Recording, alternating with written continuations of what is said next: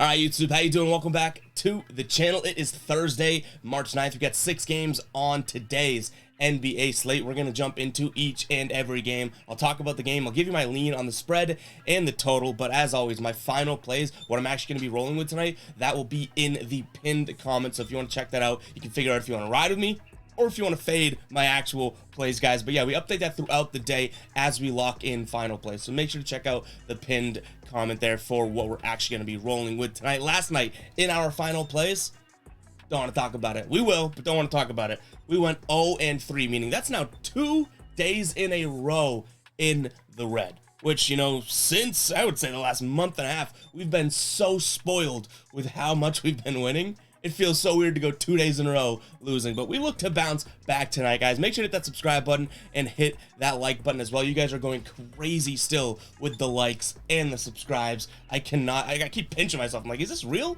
You guys are hitting 200 plus, 500 plus, 700, 900 plus likes in all these videos. How are we almost getting 1,000 likes in a video? But let's see if we can hit again another video straight, I should say, of 200 plus likes. Smash that like button. Act like that like button is your biggest enemy and go boom and hit it. All right, guys, so make sure to hit the subscribe button too if you are new. But let's jump into the first game here. We have the Magic taking on the Jazz. Magic 3-point favorites at home. Total right now sitting at 232. In their last 10 games here, Orlando 3-7 against the spread. Utah 5-5. But what I really want to call out is Orlando in their last 5 games at home against the spread, 0-5. And the Jazz, not great, 4-3 in the last 7 on the road, but still positive there. In terms of injuries, Jordan Clarkson is questionable. Same thing with Walker Kessler. For Orlando, Gary Harris upgraded to probable. Wendell Carter Jr. is out tonight.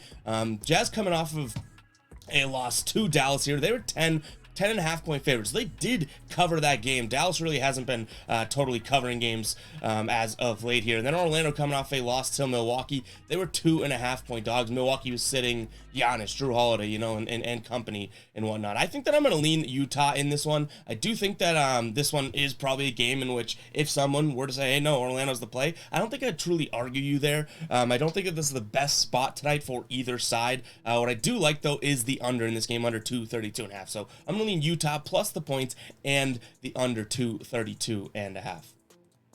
Moving on, we got Charlotte taking on Detroit here. Detroit 3-point dogs at home. Total sitting at 226.5. These two teams last played in late February here. Charlotte won that game 117-106.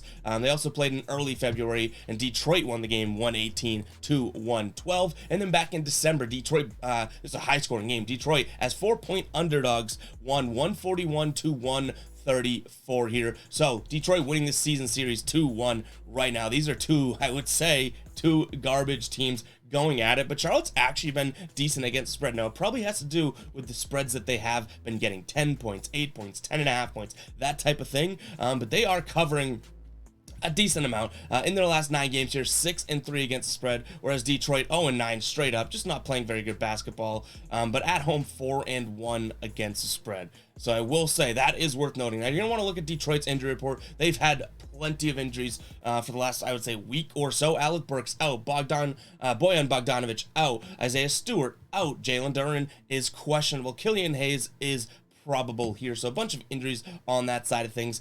Cody Martin, the only injury here to note for Charlotte. I do think that this is a crazy psycho play, but this is just a crazy garbage game anyways. I'm going to lean Detroit here at home plus the points. I do think that this one also goes under. I just don't see where the scoring truly comes from on either side. I know the defense won't be there, which makes it a little bit risky, but I just truly don't see where the scoring comes from. So I'm going to lean towards the under as well. Moving on, we got the Pacers taking on the Rockets. Before we get into that game, we do have a couple, like if you look at, especially the graphic, if you look at the first part of the graphic versus the second part of the graphic, we do have a couple decent games on today's slate, but this is a, yikes, NBA slate today. Keep that in mind, guys, as you're placing bets. Don't push anything or force anything, because some days you just have a bunch of crap games on the NBA slate, which, I hate to say it, might be one of these days today. But we got the Pacers taking on the Rockets. Pacers 9.5-point favorites, total 235.5 in this one. Last time these two teams played was in November. Indiana won 99 291. I do think that this is a lot of points to be giving a Rockets team. I shouldn't say giving a Rockets team. I should say it's a lot of points to be laying as a Pacers team. Like, this Pacers team isn't a double-digit win team to me over anybody, really. So just by default, I am going to lean towards the Rockets here, plus the points. They've covered 2 of their last 3 games. The 2 games that they covered were against San Antonio, so I guess we can't even put too much weight into that. But this Pacers team's a little bit too up and down. Yes, they've covered 5 of their last 6 games against decent teams, but that's when you're getting points. Only one of those games they were favorites in, and that was against San Antonio, 4.5-point favorites, and they lost that game outright. So they're covering when they are underdogs, right?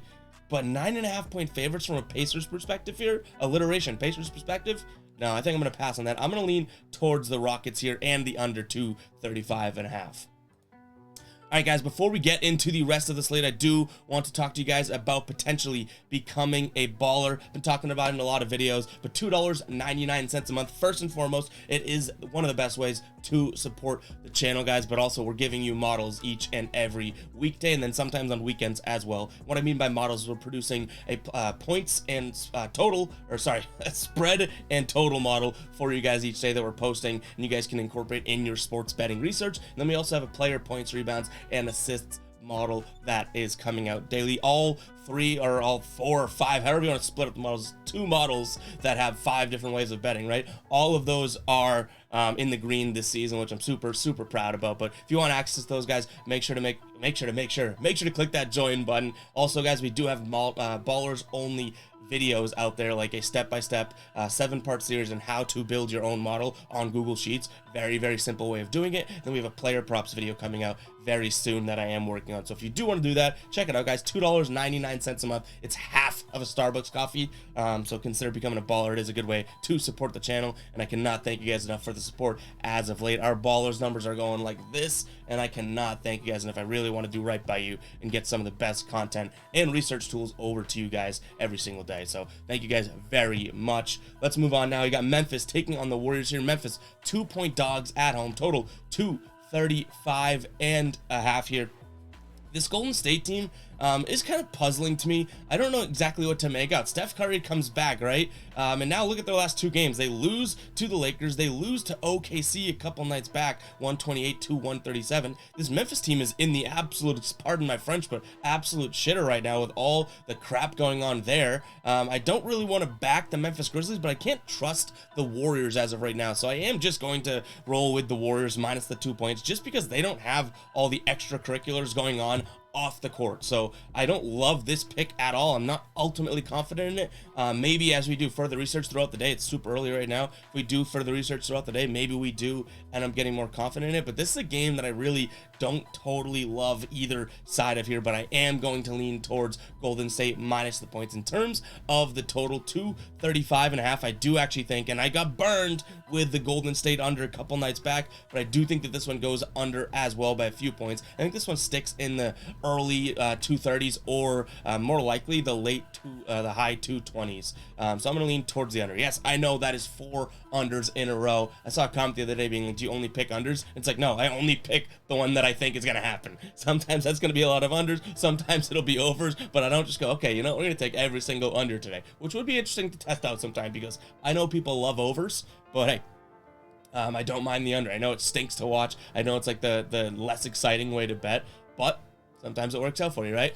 But let's move on here, guys. We got the last 2 games on the slate, probably the only games that are of interest. I wouldn't even say the Brooklyn-Milwaukee game that we're diving into is totally of interest, but we do have Milwaukee minus 11 points here, total at 227. These 2 teams played in late February. Milwaukee won 118-104. They also played in December. I think it's a little bit less relevant here, but Brooklyn won 118-110. In their last 10 games here, Brooklyn 5-5 against the spread. Milwaukee in the last 10, 6-2-2 against the spread. They're not as good at home though, 2-2-1, but they should have their guys playing tonight. Giannis is probable. Drew Holiday is probable. For Brooklyn though, Spencer Dinwiddie is out. Cameron Johnson is out. Nick Claxton is out. So I just don't get what we're doing here. I don't get what we're doing here. These guys aren't playing, and like Spencer Dinwiddie's resting. So it's like, You got a big matchup here. Maybe they don't think they stand a chance either way here, but I am going to lean towards in this. I can't use the psycho alert alarm again, but I'm going to lean Brooklyn plus 13 points. I don't think that Milwaukee's going to have that, like, you know, killer's mentality if Brooklyn doesn't even have arguably a couple of their starters and one of their best players in Dinwiddie. So I'm going to lean Brooklyn plus 13. I know that's crazy. I don't think I would advise you to take it. I think that's a crazy play, but I also like the over in this game as well. I don't see a way in which Milwaukee can't score, you know, 120 something plus maybe 130 against this Brooklyn team. They've had good defensive games as of late. I think they're, you know, in the last 3 games, but that's against a Boston team that struggled. Then it was Charlotte and Houston not scoring 100 points. So some of those statistics may skew the data in their last 3 games or so. I really don't think that this is the best of defensive teams from Brooklyn as of right now. You look back even just a week or so, and the Knicks dropped 142 on their head. So if Milwaukee can go out there and score a bunch of points, I think Brooklyn can come to the table with 110, something like that. So I'm gonna lean towards the over here. Moving on, one of the actually probably only entertaining games to watch in today's slate here, but we got Sacramento hosting the Knicks. I always get the Kings and Knicks mixed up. It happens, guys. You know it's happened like twice in the last week. But we got the Kings taking on the Knicks, and I'll be very sure which one I lean towards here. But we got the Kings 4-point favorites at home, total at 234.5 in this one.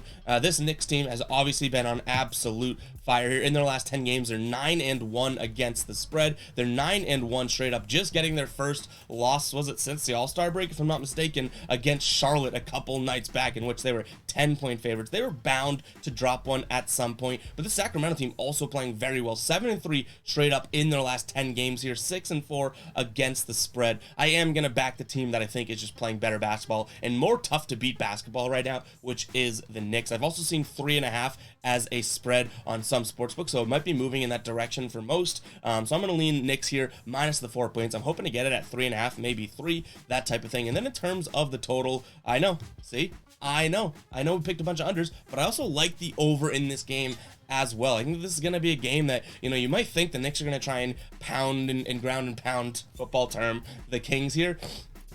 I don't think so. I think they're going to try and keep up with them and ultimately score more points than them. But I do think this is a game that can score a bunch of points here. Kind of contrary to what they did when they first played this season here. That was a 112-99 game.